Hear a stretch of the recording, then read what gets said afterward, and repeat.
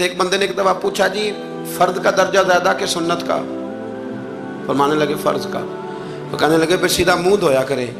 आप वुजू में पहले हाथ धोते हैं, फिर कुल्ली करते हैं, फिर नाक में पानी डालते हैं। तो मुंह, फर्ज तो मुंह धोना है पहले, हाथ धोना भी वुजू में सुन्नत है, नाक में पानी डालना भी सुन्नत है, कुल्ली करना भी।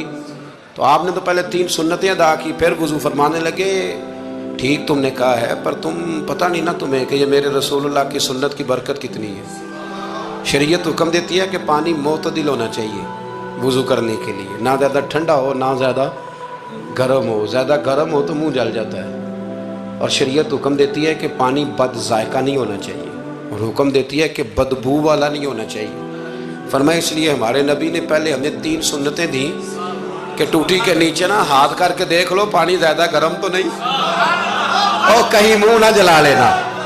और फिर हमारे नबी ने हमें सुन्नत दे के बताया कि मुंह में डाल के देख लो बद जायका तो नहीं।